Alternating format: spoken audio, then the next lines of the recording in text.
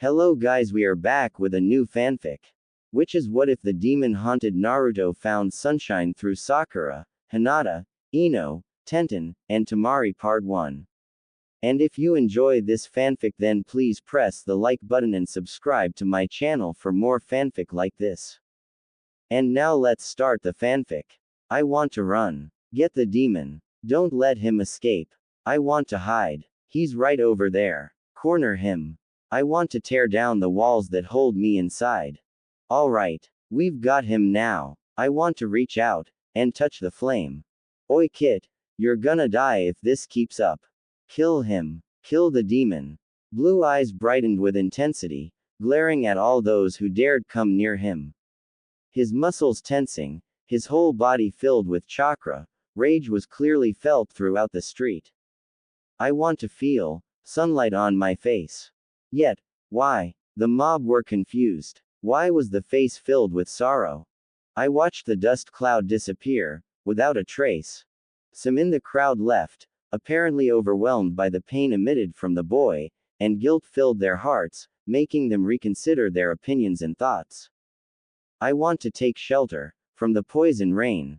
But the rest of them, consumed by hatred and anger, attacked me. Kit. It's October the 10th, my birthday. Kicks and punches rained down on the poor kid, villagers beating him from all directions, some even used iron pipes, and the chunins involved had gone as far as using brass knuckles. You bastards. Kit. Hang in there. Why? Why is this happening to me? You don't deserve to live, you filth. Just because the Kyuubi is sealed within me. You're a demon. Or just because the whole village is too ignorant to look past the basics. Die. I'm just a kid, a 7-year-old kid. Some of the mob had turned their attention to the kid's apartment and began to vandalize it, destroy it. And they dare call me a demon. Foolish mortals. Should I feel sad? Should I feel hatred? Should I feel anger? They had broken into his house, and began smashing up the interior. Yes, I should, but I won't. I will not give up. All of a sudden, gasps were heard, and in front of them stood a livid old man, wearing a hat with the kanji, shadow, on it. I will believe in those that are precious to me, to save me, and accept me. Hokage-sama. We're just. Silence. You, how could you? How could you do this to a mere boy? How could you? I trust them, with all my heart. Look at him. Is he the demon you are so afraid of? Is that the state of the almighty Kyuubi? Look at him. I will overcome this. You insolent fools. Taking out your anger on a child and disrespecting the legacy of Yondaime. Despicable. I will become Hokage, and protect everyone. Take them away, lock them up for a week, and send the chunins to Ibiki for punishment. Strip them of their shinobi titles. Now go. Hi, Hokage-sama. Because I am Uzumaki Naruto. And that was the last thought that came to mind as the blonde-haired boy fell into a blissful darkness. He felt calm and peaceful, something he had not felt for a long time. He had decided, ever since the old man told him what Hokage stands for, he has vowed to work as hard as he could to protect the village. This village. Konohagakure. I will believe. Scene change. Where am I? What? No. What did you say? Stammered the girl with pale blonde hair. I'm not your friend anymore. Goodbye. Her lips quivered and she rushed at him, grabbing his arm, but why? Why won't you play with me anymore? Did I do anything? I'm sore. No, you did nothing. Don't ask why. I just can't. No. The girl could do nothing as she watched her best friend dash away from her, running down the streets. She didn't understand why, and tears were flowing freely as she dropped onto the ground, on her knees, and cried. No, that's not what I wanted. No. Where are you going? Asked the pink-haired girl, whom he had just saved. I can't tell you, but just remember, always treasure your friends. Come on. There's a girl that really needs you. Don't. Please don't. Not again. But what about you? I want to be friends with you. The boy merely shook his head sadly as he ran off once again, leaving the dumbfounded girl on her own, with another girl, who was playing with the slides all by herself. I'm sorry. I'm sorry. I'm sorry. Naruto-kun. Naruto-kun. Are you alright? A white ceiling came into view as his eyes flashed open, his breathing rough and his heart beating at a ridiculously quick pace as he took in his surroundings. So, I'm in the hospital again. He took in the worried face of the Hokage and the tense stances of the Anbu behind him and gave a genuine smile, before calming himself down. Oji-san, I'm fine. Sandaime Hokage breathed a sigh of relief. Guilt and pain tore through his heart as he remembered the desperate cries of the boy, begging for forgiveness and yelling that he was sorry. What kind of a Hokage am I if I cannot even protect him? Naruto examined himself and chuckled bitterly. Well, looks like I'm back to normal. When can I be released? The old man sighed as he took another puff out of his pipe and replied, You're free to go anytime you want, but given the state of your house, I'm fine with it. Those words flew out of his mouth, causing shocked looks to be sent at him. But he didn't care. He just wanted to be alone for now. The guilt was wrecking him, and he didn't want to worry the Hokage over trivial matters like this.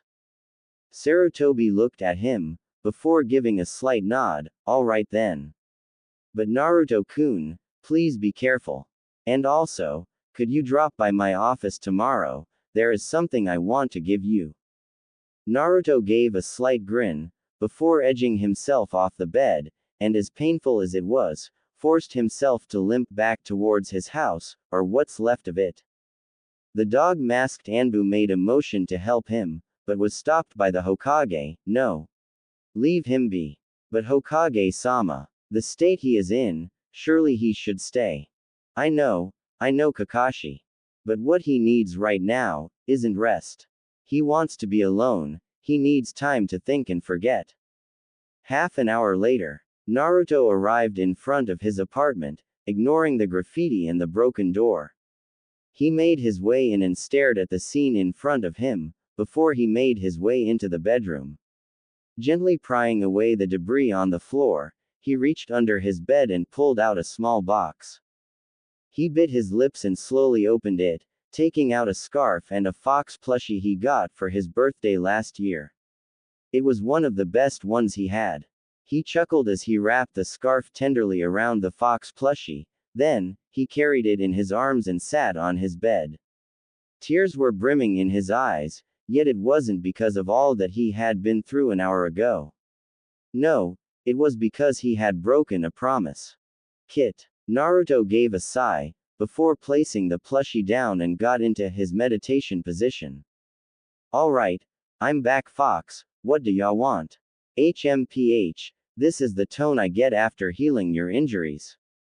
It was your fault that I'm even getting injuries in the first place. TCH, whatever. Look, I don't usually do this. But I want you to know, that alright, I sympathize you. Just take it easy, Kit. I mean, never mind. Never was any good at this kind of stuff anyway. Thanks, Fox. I really appreciate it. Well, I would be dead if it weren't for you. Now, as we agreed, you shall now be able to work on your chakra nature manipulation. But for now, just rest, Kit. Don't want you to overstress yourself. The old man must have something to give you. Might even be a good birthday present. Grr. What the hell do I care? I swear you've been rubbing off on me. Well, next time then. Bye. Wait, Kit. Happy 7th birthday. ... Thanks, Fox. And with that, Naruto left the cage and returned back to reality. He sighed as he got up, knowing that he was going to have to clean this all up. And just like before, he searched out a snapped broom and a dustpan, and began the tedious cleaning procedure. Help. Anybody. Don't worry, I'm fine, cough. But you're bleeding, and. He gave her a wide smile before slowly pushing himself up off the ground. Really, I'm fine. He tried to make a pose but soon stopped due to the immense pain it was causing. Really? Her beautiful cerulean eyes widened. He chuckled and nodded, before asking her, "You alright then?" She quickly nodded, but that worried expression just would not leave her face. Mum says that injured people have to go to the hospital. No, no, I'm fine. Nothing to worry about. He was caught by surprise when the girl hugged him tightly, shouting, "Don't lie. You're hurt. You're hurt." "Yeah, I guess, I am. B B B B B R R R R R R R R R I N N N N N N N N G G G G G G G G." His eyes flashed open, the loud noise echoing in his brain, scattering his thoughts as he was awakened abruptly by his stupid alarm clock. Grr, if only I could get one that's less annoying, he grumbled as he stopped it and stood up, thinking about his dream, or rather. Never mind. He sighed before remembering, oh right, the old man wants me. Better hurry. He took a quick shower, pulled on his clothes and made a dash for the Hokage Tower. There they were again, those hateful glares, those disgusting leers. Naruto willed himself to run faster, closing his eyes as he rushed through the streets, not wanting his day ruined first thing in the morning.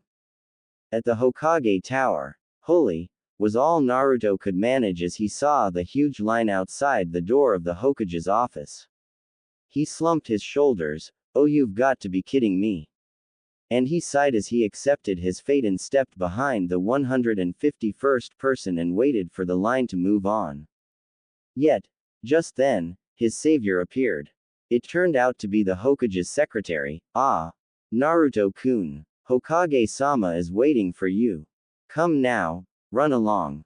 Her smile was genuine. Naruto loved this lady. She held no grudge against him whatsoever, seeing him for who he was, and treated him with respect even. "Arigato, Izumi Ne-chan." And with his trademark grin, he accepted her hand and allowed her to lead him. He knew when not to act like a dumb idiot. Now was definitely the time, especially when 150 diplomats were eyeing you with jealousy and contempt for being in front of them when they had waited for 2 hours at least. The door opened, and he immediately changed back to his usual vigor, just so that the Hokage didn't worry about him. "Ohio.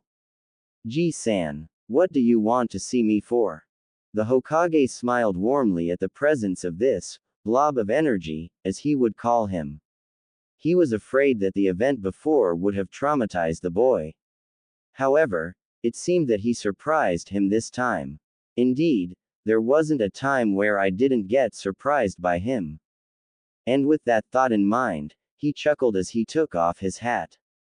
Naruto returned it with a grin, because he felt more at ease, now that the old man stopped worrying. He already had so much on his shoulders, he shouldn't have to worry about minor stuff like me, so, what's he up to? Sarutobi motioned for him to follow, and activated a seal on the wall. Kai. And with a poof, a door appeared, giving it access to Hokage's library of jutsus. Naruto's eyes widened at the sight of all those scrolls in front of him, rubbing his eyes repeatedly to tell himself that it was indeed the real deal. He looked at the old man questioningly, wondering what the hell he was up to. Sarutobi merely smiled, before ruffling his hair. "Go on, pick one scroll from each section. Treat this as your birthday present. All the scrolls here are not forbidden, and though they are pretty much C rank and above jutsus, I'm sure you'll have no problem learning them, with the help of." Naruto gaped. Really? 3 scrolls? Any 3? Sarutobi laughed at the boy's enthusiasm. "Indeed, any 3. But first, it can only be chosen by you, no help allowed from the fox. Treat this as a test. Are we clear, Naruto-kun?" Naruto nodded without hesitation, mentally reaching out to his tenant. "Oi, Baka Kitsune. You heard that right. Yes, I heard him. Now shut up and let me sleep." Naruto then grinned and gave a thumbs up, signaling an okay sign to the Hokage. He was literally giddy with excitement. Finally, one actual taijutsu kata, and ninjutsu. Oh yeah. Sarutobi couldn't help but chuckle at the boy's excitement. Just like his father, jumping at every opportunity to learn a jutsu. Naruto took a deep breath, before going over to the ninjutsu section, and peered over at the huge amount of scrolls laid in front of him. He had been taught by Inu-san before, on the basics of ninjutsu, and had since found out that he had more types of chakra affinities than anyone in Konoha. However, that makes things pretty complicated, yet useful at the same time. He remembered his words. Now, Naruto, having all 5 affinities is something extremely rare. I had expected wind, however, lightning and fire were the ones where I thought you might get, whereas earth and water were well, unexpected. But still, you have this rare ability to control chakra natures, thanks to a certain tenet of yours. The ability to mix the natures shall give you an advantage in the future. But for now, let's get on with the basics. Naruto almost sweat dropped when he remembered what Inu-san had told him. God, he had spent an hour lecturing him on the basis of chakra and why it was so important. He was bored to death at the end of it and had never been so glad to get rid of the Anbu. However, he still learned a fair lot. He had come to acknowledge the fact that lightning, water and earth were underlying affinities, that are hidden, in a way. Fire and wind basically were his primary elements. He chose for a while, before settling on a mid-B rank defensive wind jutsu, Fuden, K's no Fukuman, wind element, wind veil. He noticed the amused glance in the Hokage's eyes as he chose that one, and knew he had made a logical choice. Hell, he should have. Since the age of 5, Naruto had came into contact with Kyuubi, and had the shock of his life. His intellect and reflexes had increased drastically due to constant mind quarreling with the stupid fox, when the Kyuubi finally gave up in trying to act all nasty, seeing how this was going nowhere. Naruto chuckled as he remembered the look on Kyuubi's face. Think about it anymore and I won't give you 1 drop of my chakra when you need it. Ha, you have to give it to me, whether you like it or not. Seal. Damn you. Arg. Annoying brat. Meh. Like tenant. Like host. What the hell was that? Yeah, just shut up. I swear, one day, when I get out, you'll be the first to die. You mean it, comma. Ha, I knew you didn't. Why you? Naruto snapped out of his conscious, and quickly rushed over to the genjutsu section, not wanting to waste more of the Hokage's time. This part was fairly simple. He already had in mind what jutsu he wanted. He picked up a low B rank jutsu, Ninpo, a Karaka Jiseki, ninja arts, clear trace. Ho ho, just what he needed to help with his pranks. This technique allows the user to completely masks one's trace, as the name suggests. Technically, one becomes invisible, however, it can only be used for a short period of time, and though useful, one has to completely lower their chakra levels, making it quite troublesome to perform a jutsu straight after. This technique is mainly used for infiltration purposes. Hee, infiltration indeed. Hope the Hyuga stuck-ups enjoy it. But better not push it. Hiyashi-san seemed pretty angry after that last trick, lucky he can't prove it was me. And finally, the long-awaited section of taijutsu. Interestingly, there were quite a number. However, Naruto instantly caught sight of a genjutsu placed in the area. He raised an eyebrow in confusion, looking over at the Hokage, seemingly asking him, what the hell is going on? Sarutobi smiled as he watched Naruto figure out his puzzle. He nodded and gave him the go ahead sign, wanting to see if he could dispel it. Naruto focused, just like Inu-san instructed. Concentrate, blow off the surrounding chakra layer quickly, in one swift motion. Now, Kai. And at once, the genjutsu faded, leaving the originally empty table with a huge scroll on it. He walked over to it and inspected the title, Tai Chi Jusen Shiki, Tai Chi Fist, 13 styles. He looked it over. The scroll seemed old. The faded ink marks on the sides showed that it was recently unsealed. Kit, accept it. The old man actually allowed you to learn this style. HMPH, good decision. About time too. Can't stand the way those bullies see through your punches, Naruto ignored the snide remark and picked the scroll up, no longer hesitating, and walked back into the Hokage's office. Sarutobi motioned for him to sit, and began, in a very serious tone, Naruto-kun, do you know why I allowed you to pick 3 scrolls from this library of mine?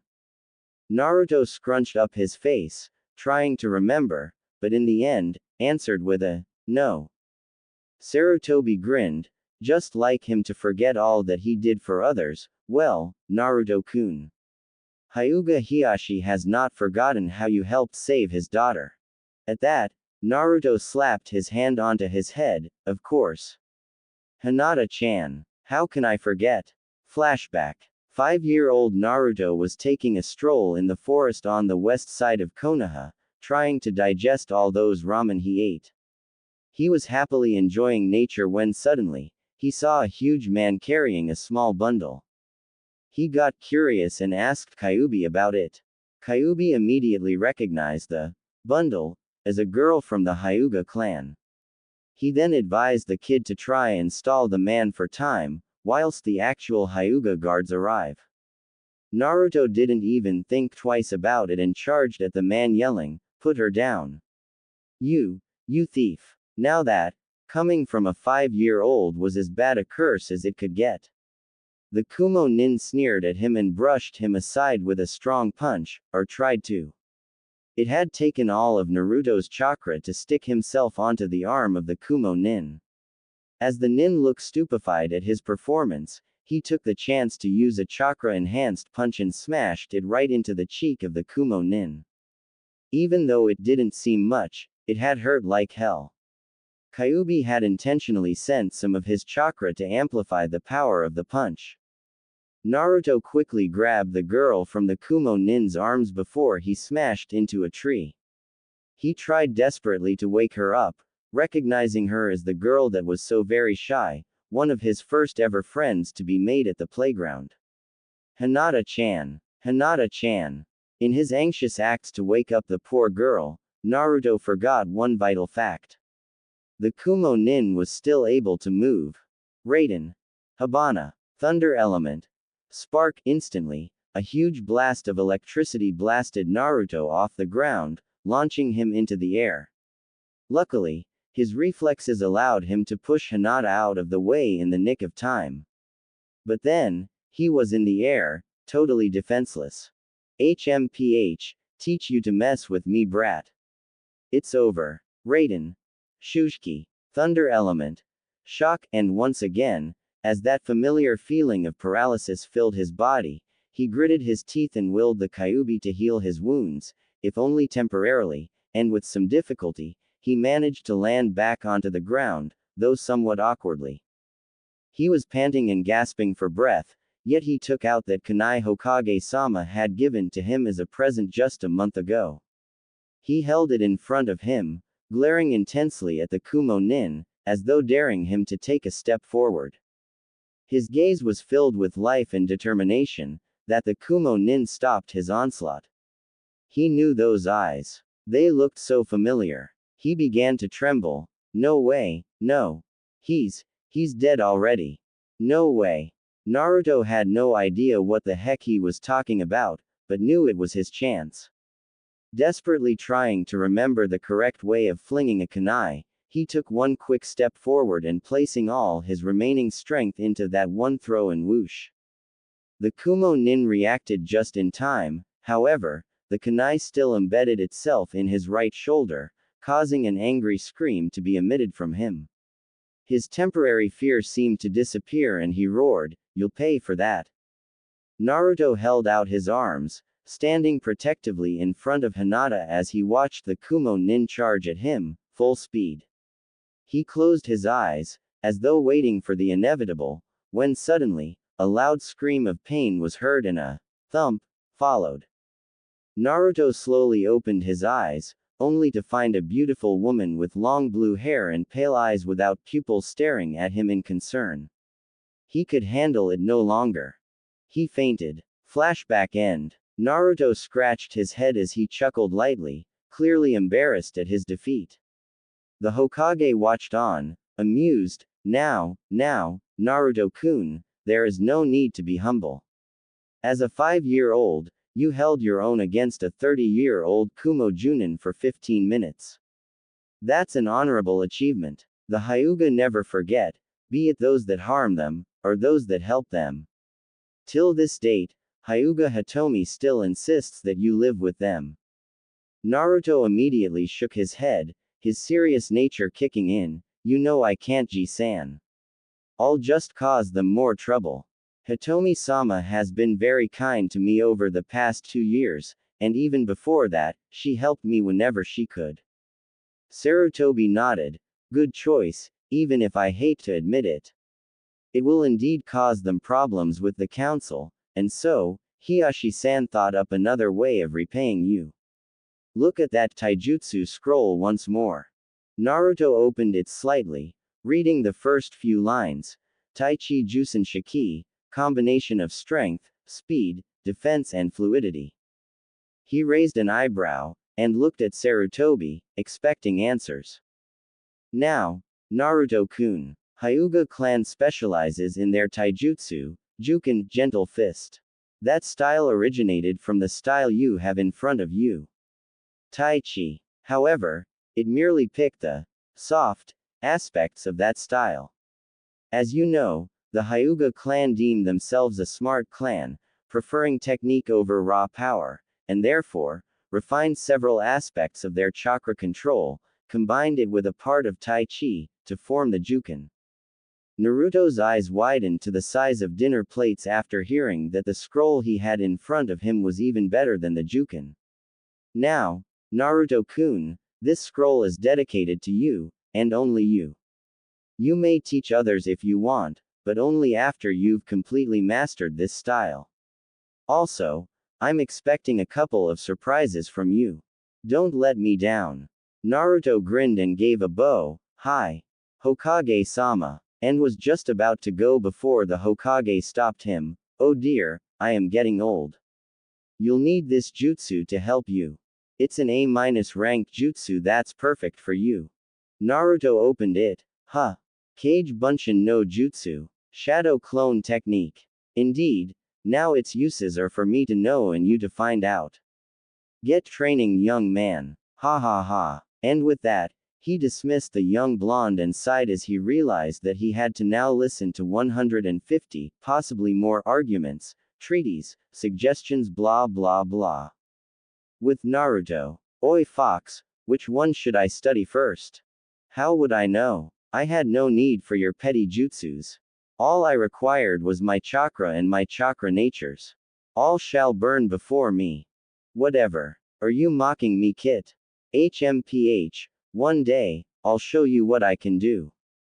HN. Maybe by destroying you. Alright, cool down. Geez, just a remark. Now, which one should I begin with? Well, I reckon you should try the one that old senile just gave you. Sounds very useful. Try it. Naruto gave an unconscious nod, before speeding over to his usual training ground, number 15. It was isolated, on the east side of the village, with hardly anyone going there, due to its lack of facilities. Yet, the vast amount of space was just what Naruto needed. He placed the scroll down, and began studying over the first scroll. Kage Bunshin no Jutsu, A rank, offensive, requires maximum chakra and medium chakra control. Junin class. Whoa, old man must trust me to give me this one. But I reckon it's simple. Huh, one seal. Yes. This is going to be easy. I doubt it, Kit, you couldn't even do a single Bunshin. PFT, you just shut up and watch. Naruto quickly read over the instructions of how to direct his chakra flow and within 5 minutes, he had gotten an overall idea of it. He formed a cross mark with 2 fingers from each hand, focusing, directing all his chakra to that specific point, visualizing duplicates of himself, before shouting, Kage Bunshin no Jutsu. And as expected, a huge cloud of smoke covered the area, just like what happened when he did the basic Bunshin, yet last time, there were only sickly and frail visions of the clones. This time, whoa, I got to hand it to you, this jutsu is perfect for you. Indeed it was, for standing in front of him, were 2 exact copies of, well, him. He stared at them. They stared back. So, you're me? No, that's my question. Hell no, I'm the real one here. Whatever. You're just a clone. Hey, I have feelings, you know. So, they don't last. Oh, you're going down. Try it. You're on. If there's one person on this planet that could have an argument with himself, that person would be my dumb vessel, surprising indeed, Uzumaki Naruto. And so, a very ferocious spar ensued, and amidst the fighting and laughing and fun they Naruto was having, he couldn't help but thank whoever it was that helped him so. The tears that filled his eyes were actually due to happiness, even if it was due to sad memories, he had gained something precious once again. Thanks for letting me remember what it feels like to play with friends once again. Hey, why are you alone? The girl asked curiously as she watched the blonde boy sighing on the swing all by himself. Huh, oh, you see, he looked at her, hesitating whether or not to tell her. Well, the girl smiled a little, putting on a gently expression as she waited patiently for him to answer. I have no friends. No one likes me. That's why, he mumbled, not wanting her to see the pain behind his eyes. He quickly faked a grin, but don't worry, I'm alright. The girl pouted and placed her hands on her hip, but you're not. The boy looked at her, surprised. What? Everybody needs friends. Come on, let's play together. I'm Ino. You can call me Ino-chan. I'll be your friend. The girl smiled widely as she held out her hand, genuinely accepting the boy. The boy looked shocked for a moment, before his lips quivered. You want to be my friend? Really? You would do that? The girl gave an enthusiastic nod. Of course. Well, what's your name? The boy finally smiled, but this time, with a few tears in his eyes as he spoke out loud, I'm Naruto. Nice to meet you, Ino-chan. Kit, you really need to do something about this dreams of yours. Whoa, Kyuubi. What the? Yep, and you need to do it fast. I know how much she means to you, but can't you see that pushing people away is not the solution? I'm not pushing people away. Least, I'm not doing it on purpose. I'm not strong enough. I can't protect those that are precious to me. Well, then I'll just have to make sure you train harder now, don't I? I refuse to let my vessel drown himself in misery. I'll never live it down. Okay, whatever. But, yeah, should I up my gravity capacity? Well, currently, you're undergoing level 5. I reckon you could jump straight to 8 today. We need to focus on getting the styles right. Sure thing, alright, time to wake up and get some training done. It's been 2 months since Naruto last got the scrolls from Sandaime Hokage. He has currently mastered the Genjutsu Akaraka Jiseki, Clear Trace, and he had been so kind to decorate the Hokage monuments using that jutsu that even the Anbu had no idea who had done it. Kyuubi had done his part by teaching him gravity seals. Level 1 is the basis for all shinobi, meaning they train under normal gravity. Every one time you increase your level, it doubles the gravity field, forcing your muscles to adjust. Normally, this would be suicide training, however, with Kyuubi's healing factors, it worked wonders. No longer were there baby fat on Naruto's face, his arms and legs were much more muscular than before, and he had found that it even helped with his chakra control exercises a lot. Kage Bunshin had been an immense help. Naruto had figured the trick behind it very quickly. However, it was by pure luck that he stumbled upon the god-like opportunities this technique presented. Flashback. Naruto had summoned a Kage Bunshin to keep him company as he began his training.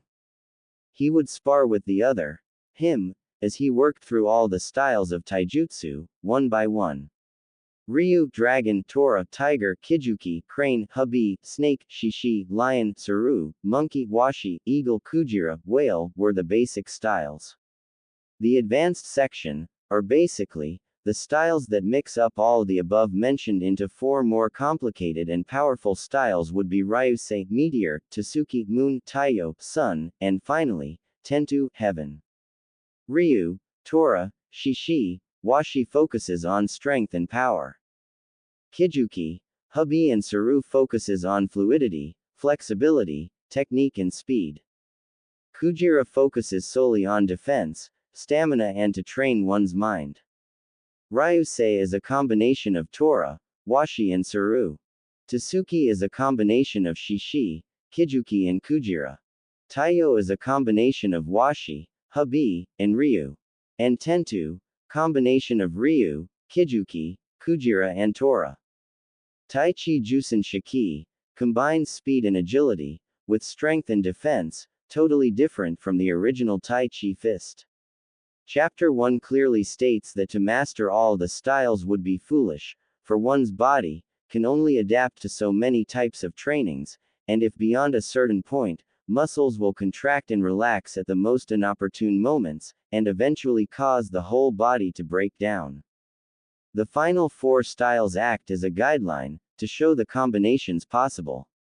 And it is highly recommended that one trains in no more than 4 styles at the most.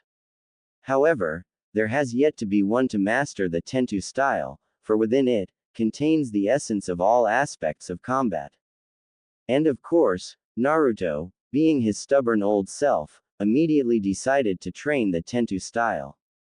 And so he started straight away, carefully reading up the positions and ways to use the strength. Currently, Naruto had no problem with Tora and Kujira, seeing that his stamina was off the charts and his strength was good enough, to say the least. However, Ryu proved to be challenging as it used more than just power. It required precision, accuracy and above all, control. Kijuki was even harder. Control was the main issue. Fluidity was okay-ish for Naruto, and speed was acceptable.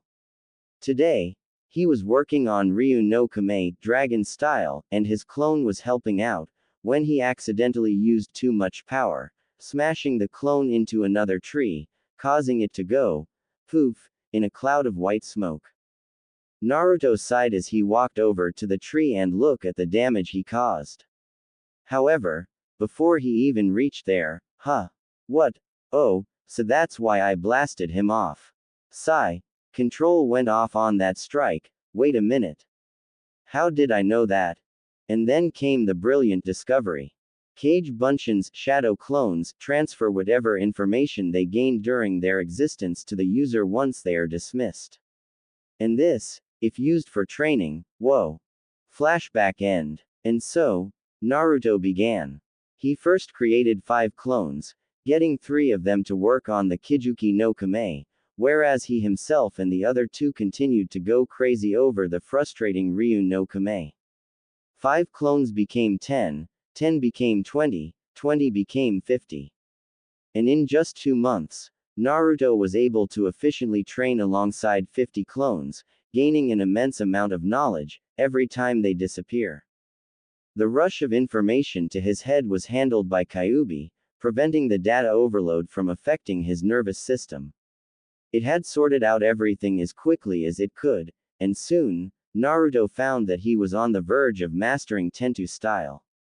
And he wasn't exactly surprised. What's more, Kyuubi had informed him that the pinnacle of taijutsu was to be able to use one's chakra nature to help him out. As for Naruto, Kyuubi had merely smirked and guffawed before telling the kid to leave him alone and hurry his training. Oh, surprises, surprises. And so, he trains 8 hours a day. 8 times 51 gives 408 hours a day. And 408 times 61 days. 24,888 hours, yeah. That's a lot of training done in a mere 2 months. His usually crappy chakra control has been refined by Kujira no Kame to the point where he could stick himself onto surfaces and not slip. Now, that worked brilliantly on the Hokage when he walked into the office via the ceiling. His chakra capacity increased daily, and having the gravity seals on was just an added bonus in his training regime. The calories he burned off due to training, he got them back by eating at least 10 bowls of ramen at Ichiraku every day. His allowance from the Hokage increases over the years until he is deemed able to make a living for himself, i.e. when he becomes a genin. There was one place, however, that he would visit quite frequently. The Hyuga Manor. And here he was again, back at his second home, as he would call it. He had just finished a day of training and had decided to drop in for a visit. The Bunk Branch family guards knew him well and treated him as an equal. Now that, coming from the almighty Hyuga clan, as Naruto would call them, was a big thing. However, Naruto detests the laws implemented on both the Soke main family and the Bunk members. In his opinion, the seal was just downright cruel, and the main family members have to train themselves to the point of exhaustion just to make sure they do not dishonor their clan. However, not once did Naruto voice his opinions, but everyone could see his apparent disapproval whenever he's visiting. Like right now, as he passed by several rooms, the intense training undergone by the members could be seen clearly. It was unnerving. And how some even have the nerve to blame it all on fate. Ugh, that just totally puts me off. He had seen Hyuga Neji, who had ignored him from the start, determined that he, Naruto, was a mere weakling who had chanced upon an opportunity to rescue Hinata-sama, and therefore had the backing of Hiashi-sama, and it was all because of fate. Honestly, Naruto had never heard so much bull crap from anyone since he was born. After that speech, Naruto could only stuff his fist inside his mouth, to prevent himself from screaming out in rage at the pure stupidity and cowardice that this guy was showing. And the way he was treating Hinata and Hanabi was no better. He treated them like dirt. Manners, yes he has them, but his glare was enough to show that whatever polite terms he had used were totally insincere. He could not understand why Hinata just had to be so kind, and poor Hanabi, not even understanding why her cousin was so angry. She was still a toddler, yet already, she was beginning to train under her father. He had heard something about how Neji's father died, but never ventured on any further, upon seeing the hurt in Hiashi's eyes. Naruto sighed as he shook his head, damn I think too much, oh here we are. And sure enough, there he was, standing outside the room, waiting for permission to enter. Which of course, he got within a second but that's beside the point. Come on in Naruto-kun. Naruto obliged and quietly slid open the door. Hyuga Hitomi was 31 years old, with long flowing navy blue hair tied up in a white ribbon. Her skin was silky white, something that Hinata picked up. Her eyes were kind and her touch was always gentle. She was the most caring person Naruto has ever known, besides Sandaime Jizen of course. She wasn't stiff and strict like Hiashi was half the time, no, she genuinely cared about people's well-being. She treats Naruto as a son, and that is something Naruto will never forget. Whenever he had troubles, he confided them to her. She was one of his precious people, definitely. Hinata and Hanabi would follow close behind, especially Hanabi, who had taken to him immediately, grabbing his blonde hair and giggling as she played with it. Hinata was like a younger sister to her, and he swore that he would protect her if anything ever happened to her. One thing that never changes for Naruto is the fact that he always keeps his promise.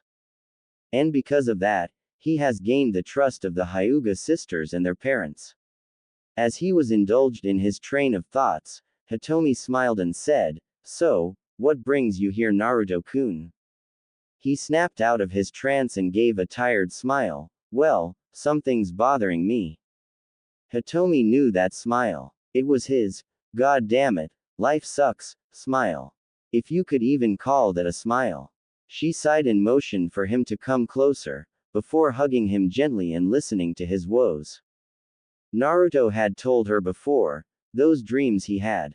She and all the other parents knew the truth behind what he did, and wanted to explain to their own children, but Naruto shook his head, telling Hitomi that it would just make things worse. The problem with Naruto is, he thinks about the others too much. Not just that, he rarely cares about himself. So selfless, so gentle and caring. You wouldn't expect such quality in a boy at his age. Naruto-kun, why don't you accept Ino as your friend once again? I'm sure she'll forgive. No, I can't. Last time we were friends, those Chunin were about to beat her up as well. I like her, Hitomi-sama, I really do. But, and Sakura-chan too, I can't do this to them. This is my burden, so I'll carry it myself. This is my story, and no one else can change it but me. I'll do whatever I can to protect them, even if it means that they'll end up hating me, I'll do it. Naruto's eyes shone with such determination that Hitomi couldn't help chuckling at. He's so much like him, like they said, like father, like son. Okay then, Naruto-kun. Well, do you feel better now? Naruto grinned and gave a big nod. Yup. Arigato, Hitomi-sama. Hitomi sighed and gently tapped his forehead. How many times have I told you, there is no need to call me, Sama. I'm not that old, you know. Well, Obasan isn't any better in my opinion, ow. Hey. Baka. Hitomi then took out a brush and began to gently comb his hair. Naruto-kun, I've always wondered, what having a son was like. Naruto froze, his heart threatened to stop beating any moment. Is she? I would like you to become my son, even if we're not related by blood. I would still like to be able to call you my Sochi son. Do you accept me as a sort of surrogate mother? Can I have the honor of you calling me your Hahouya mother? Naruto began to tremble. He was just about to speak, before Hitomi spoke once again. No, Naruto-kun, I know what you're thinking.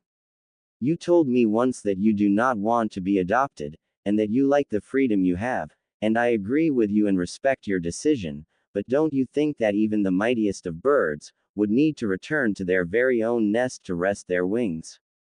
Tears were threatening to fall any second. He bit his lips. But, the council. Hitomi shook her head. You are not of the Hyuga clan. They can't do anything about it. We can't adopt you, even though I've been trying for years to be able to do that. But, that doesn't mean I can't love you as a son now, does it? She smiled warmly. Besides, I'm sure Hinata would like to have you as a brother. Hanabi too. They adore you, Naruto-kun. Hitomi now, come on, Hiashi, say something. Naruto whirled around, shock evident in his eyes as the leader of the Hyuga clan. Hyuga Hiashi was standing right there, smiling slightly. What is your surname, Naruto? Naruto raised an eyebrow, before answering, Uzumaki, sir. Do you have any blood relationships with the Hyuga clan? No, sir. Have you been taken into our custody? Not that I know of. Well, then, I don't see anything wrong with that. Now, come on, Hinata, Hanabi, say hello to your new brother. Hiashi stepped aside, revealing two girls who smiled brightly before dashing into the room and latching themselves onto Naruto, Onachan. Older brother. Naruto gave a slight yelp at the sudden weight increase on his body and fell onto the floor, with Hanabi giggling nonstop, cuddling him like her teddy bear, whereas Hinata merely hugged him gently and gave him a genuine smile. Hitomi and Hiashi laughed at the scene before them, especially when Hanabi began to play Naruto's spiky hair. It was hilarious. In the end, Naruto had allowed her to do it. However, whenever his gaze met with the two of them, a mutual understanding was established. Arigato, Kasen. We love you Naruto-kun, as much as Hinata and Hanabi. Never ever forget that there will always be ones who care for you. Never forget that. And even though it might not have seemed very special to the Hyugas, seeing how they were already treating him as a part of the family, Naruto had found something precious once again. He had 4 more precious people to protect, and that made him happy to no end. So what do you say? Be friends with me, Ino-chan. A arigato. Naruto-kun, will you be my friend? Sakura-chan. Yes, I will. But not yet. I will train to be stronger, until I'm sure that I can protect you, but for now, please, forgive me, for not being able to return your friendship. HHHAAARGH. Smash. Not bad, but it still needs refining, I reckon. But great job so far. Your form and nature manipulation definitely came a long way Gaki. Naruto was panting as he eyed the damage done to the poor tree by his very own original jutsu. It was incredible, and he was proud, however, he knew that wasn't all. The jutsu had the potential to end up as an A-rank assassination jutsu. The speed it requires to charge and execute was a lot faster than some other jutsus. Kyuubi had told him where his fire affinity came from. And since 8, where he met her, he began to train like crazy, doubling the number of kage bunchins he would use, now averaging around 200 a day. It was a magnificent way of training. Kuso, arg, I'm exhausted. Groaned Naruto as he slowly sat down on the forest ground, resting against a tree, as his mentor grinned sadistically. Ooh, come now Gaki, you don't want me to double your training regime do you? Naruto sighed. Look, leave me alone for just 2 minutes okay? I'm not kidding. She raised an eyebrow. HMPH, seems like you have a limit too. But nevertheless, I am amazed at your progress. Nay, Naru-chan, how much further do you think this jutsu can go? Naruto grunted at his nickname and replied, I reckon I may finish it sometime soon, a few days maybe, and don't call me that. She smirked widely. Oh, is little Naru-chan all grown up and independent now? Is he so strong that he can ignore his oh-so-caring Nei-chan? Naruto snorted. You've got to be kidding me. Caring. Right. You didn't seem to mind that you were throwing 50 kunais per minute at me when I was just an 8-year-old. And making me run around this crazy forest, trying to stop you from literally killing me, you can still call yourself caring. Yup. And with that, she took out another stick of dango and began to eat it, clearly ignoring Naruto's earlier comment. Naruto growled in frustration, if there ever was such a freaking annoying woman in the world that I absolutely have no idea how to get her off my nerves, it would be Mitarashi Anko, with Hanabi and Hinata following closely behind, However, said woman was happily engorging herself in the pleasures of consumption, and couldn't care less about what was going through his mind. It all started the year before. Flashback. Naruto was training in the patch of forest just next to the fenced-off area named, Training Area No. 44. He had already got his Tentu style down, and began training on his ninjutsu. His futon, Kei's no Fukuman, wind element, wind veil, can now be executed in the blink of an eye. Kyuubi is now guiding him through the ways of manipulating chakra nature, mainly how to control fire.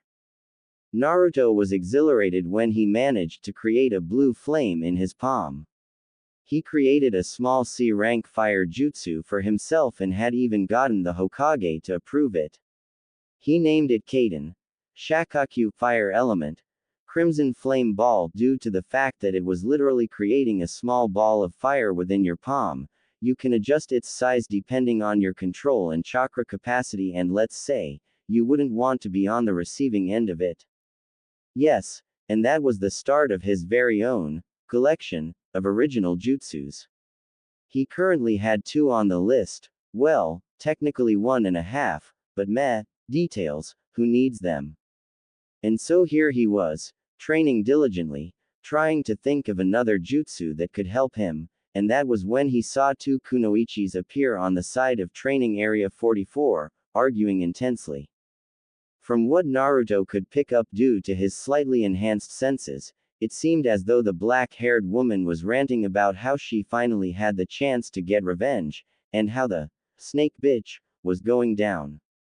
And without warning, the purple-haired female was struck right in the chest, and just as she was about to block, her friend had slammed a kunai into her shoulder, pinning her to the tree. Naruto raged at the sight of that. He hated those who looked down on others, and he did what he thought was right. He charged up his shakaku and took aim. Haha. Didn't see it coming now, did you, Anko? Even the Hokage got fooled by me. All I had to do was pretend to be a goody girl and he let me team up with you. That old senile. Now die. And just as the psycho was about to plunge the kunai into her heart, Naruto flung his fireball as hard as he could, right into her back. The fiery chakra ball detonated on contact and sent the kunoichi flying into the fences surrounding the area, effectively knocking her unconscious. Naruto actually forgot to gape at his jutsu's power, and rushed to help the purple-haired woman pinned to the tree. He had inwardly yelled at Kyuubi for help and the fox had grumbled the reply back to him.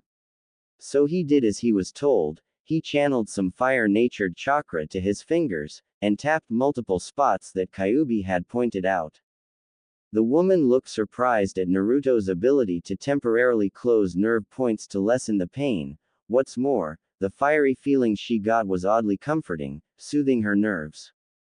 And when he pulled the kunai out, it didn't even hurt. Little did Naruto know, he had just learned one of the most effective ways of treating a kunai wound.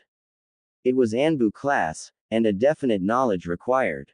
Of course, it was rarely used in times of combat, seeing how you do not have the leisure to be busy tapping yourself when the enemy could be throwing more kunais at you. But off the battlefield, it was a necessity. The woman watched on amused as the kid busied himself in getting the kunai off, and muttered, "Who are you? Why are you helping me?" Naruto merely grinned as he successfully removed the obstacle and placed her onto the ground.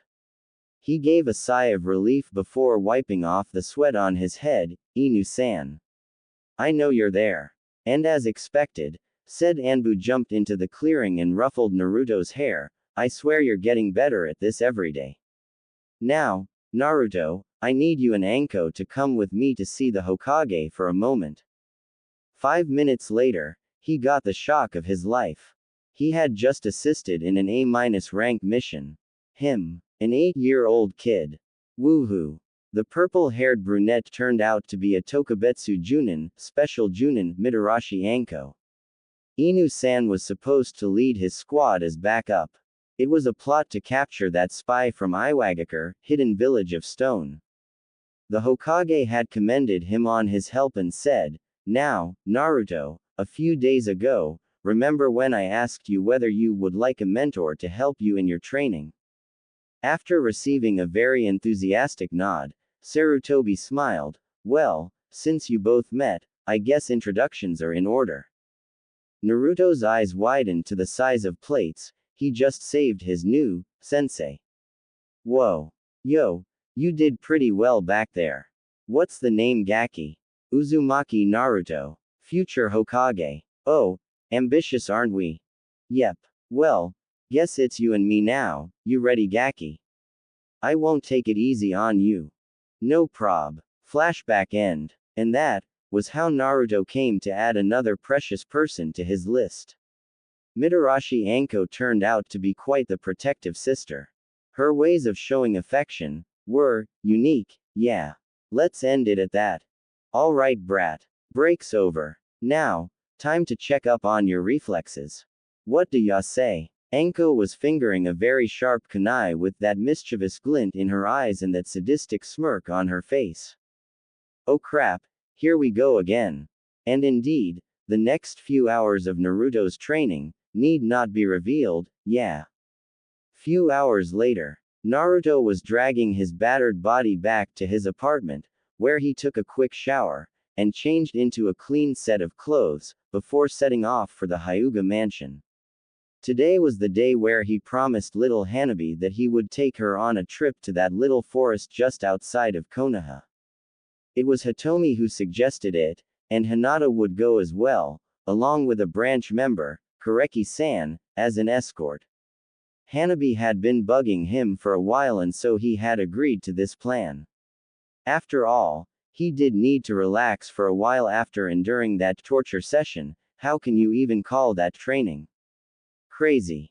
Yo, Koreki-san. I assume we're all ready to go. Naruto grinned as he looked up at one of the strongest females in the clan, not to mention one of the prettiest.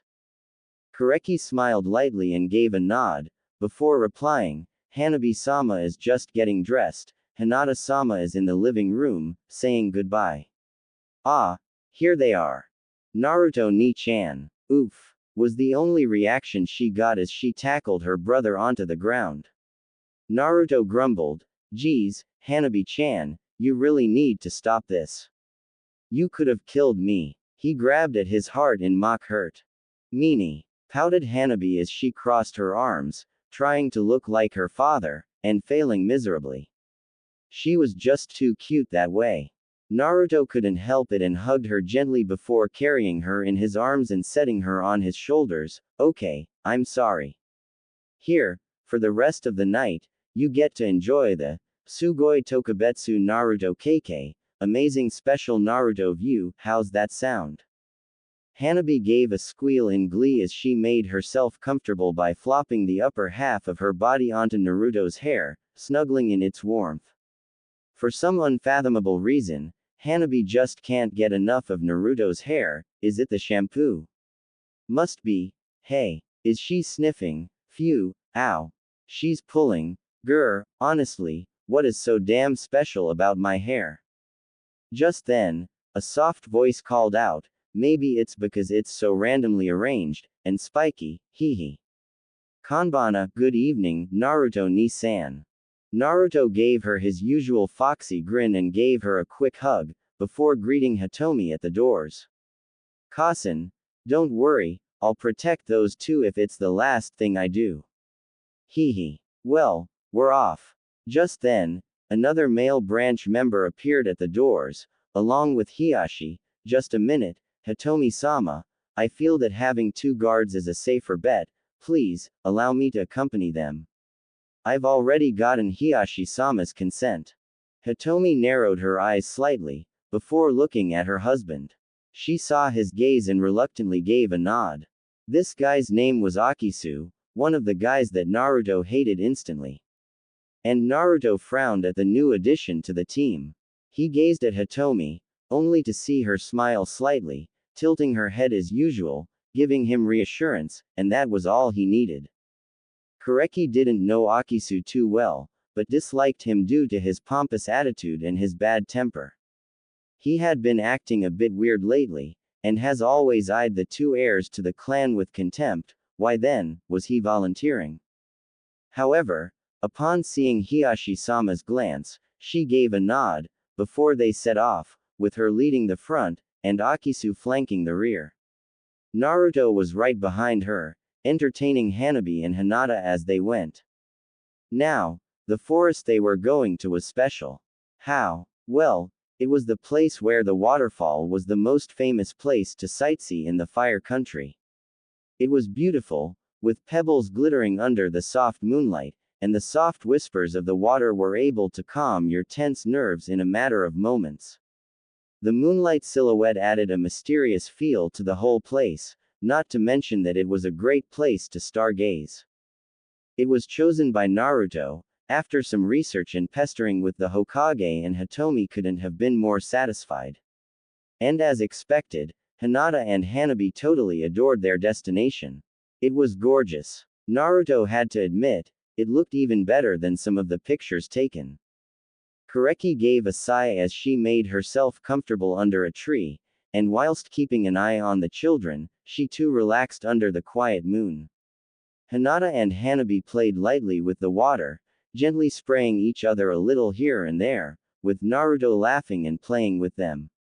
It was tranquil, yet, Naruto couldn't help but frown, something was off. Oi, Kuso Kitsune, you sense anything? That Akisu guy, he just ticks me off. HMPH, that tone will not get you anywhere. And I care because. Grr, fine, I'm going to sleep. Okay, I'm kidding. Now honestly, what is up with that guy? Just be on your guard. Treat this as a sort of mission, and respect it. Nothing should go wrong. Okay then. Thanks. Did I hear right? This ungrateful brat just said. I take it back. Shame. And with that, he cut off the link and resumed in his fun and laughter. Akisu merely stood there, stone-faced, totally serious. He activated his Byakugan secretly and smirked when he saw them coming. Oh yeah, it's time. Ha! Time to die, demon scum. Oh, not to mention those disgusting main house brats. Hope they enjoy their afterlife, without their precious eyes. He walked casually towards Kareki and pretended as though there was something behind her. Hey! Look out! Kareki's eyes shot open and she spun around, only to feel an immense pain in her back as she felt the kunai plunge into her body, eliciting a scream from her. Naruto's head shot up at that and saw Kareki being punched right into the cliff beside the waterfall, temporarily disabling her. His sadistic smirk was all Naruto needed to tell that something very, very bad was about to happen. Indeed, without warning, a fist lodged itself firmly in his cheek, blasting him into the trees, making him cough up blood. Hanabi screamed as the guy that assaulted them grabbed her roughly and struck several pressure points, temporarily paralyzing her.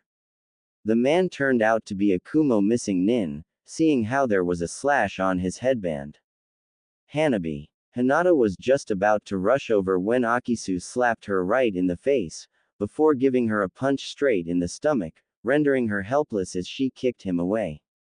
Hey, Muraki. All done. Ha. That will teach them to disrespect me. Now, as planned, should we kill the her? Mumbled Akisu to the missing nin as he jerked his thumb towards Kareki, only to find that she wasn't there. Scum! Yelled Kareki as she slammed a Juken strike right in his side, before following up with a kick, only to find that it was blocked by the missing nin. Muraki sneered as he slammed his fist down on her leg, breaking the bones and using his immense strength, he flung her away. Kareki was doing all she could to not faint from the pain she was put through. This was unreal. A normal play trip transformed into an A- rank protection mission. What's worse, she's on the losing end. Akisu activated his Byakugan and rushed in to challenge her. Kareki, needless to say, was subdued after a few strikes, seeing how she was severely injured. Akisu took out a kunai and smashed it into her shoulder, pinning her to the tree. Her screams were ignored as Akisu didn't so much as look at her, before walking over to Naruto. HMPH, demon brat, I finally get to kill you. Think of all the honor I will get. Naruto suddenly went, poof, into a cloud of smoke, and that was when Akisu knew he was in trouble. Take that, yelled Naruto as he drove his fist right in his gut, administering Tora no Kame. He continued the combo with an uppercut, sending him into the air, before gathering chakra into his feet. He too leapt into the air with two roundhouse kicks. He bashed Akisu right in the head, and was about to finish him off when all of a sudden, Raiden, Rakurai, Thunder Element, Lightning Bolt. And before Naruto could even react, a huge bolt of electricity coursed through his body, sending spasms through his nervous system, totally messing up his coordination, not to mention it hurt like crazy. Naruto Nissan! Screamed Hinata as Akisu held a kunai to her throat. Demon! Either you let me kill you, or I kill her. Your choice. Muraki! Take that girl and run. I'm sure that someone would have noticed the explosion you caused by now. Go. Muraki merely glared, but did as he was told. However, before he could take even one step, he frowned, as a dozen or so clones were surrounding him, determined on not letting him go. Hanabi felt helpless. She hated seeing her beloved brother in pain. What's worse, she was indirectly the cause of it. If only she had trained harder, if only she hadn't pestered him, if only they didn't come on this stupid trip. The tears in her eyes caused a wave of sadness to Naruto's heart. He growled as he yelled, Hanabi. Hinata. Trust me, I will save you. Or I'll die trying. Akisu inched the kunai slightly towards her throat, causing a tiny bit of blood to escape, his menacing smirk plastered on his face all the while. Hinata merely closed her eyes and mouthed, Run. Fox. Done. Go wild kit. However, what surprised the two enemies the most was when Naruto formed a bird and a ram seal, and the purple light that glowed on the ground he was standing on. Juryoku Sumatsuki, Juichi Taira, Kai. Gravity Black Seal, 11th level, release, and as the jutsu was formed, his chakra flared intensely for a moment, before slowly dying down, and soon, the same feeling of lightness came upon Naruto and muttering the words, Shunpo. Flash step, he dashed off at speeds deemed unattainable for an 8-year-old kid. In just one move, he got right up in front of Akisu and smashed his fist right into his face, blasting him through the trees. The cage bunchins on the other hand, have successfully rescued Hanabi, and are now doing their best to contain the missing nin. Kureki stared in awe as Naruto handled the situation, it was unbelievable.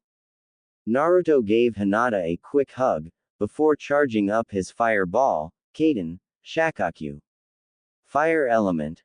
Crimson flame ball, this time however, he charged it to twice its normal size and with extreme accuracy, lodged directly onto Akisu, causing him to scream in agony as the flame engulfed him. The fact that Kyuubi's fiery chakra made up 90% of it assured his defeat. It was then that Naruto bit his thumb and smudged some blood onto his palm, Ninpo, Kuchios. Emerge from the shadows, Shinku. Ninja arts, summoning jutsu. And answering his call, a medium-sized crimson kitsune appeared with his two tails in all his glory. You called, Naruto-sama. Shinku, I need you to immobilize him just for a few seconds, if possible, keep him away from Hinata-chan and Hanabi-chan. Said Fox nodded before dashing into the fray, aiding the cage bunchins. Naruto however, took the chance to rush over to Kureki and placed his hand on her leg, concentrating, Kureki-san, it might sting, but please, just bear with it. And slowly, to Kureki's amazement, blood-red chakra began to seep into her wound, healing it at an amazing rate. She felt the energy coursing through her, she felt revitalized. In just a minute, her major wound was no longer bleeding. Kureki-san, I've tried the best I can, it's going to be fine for now.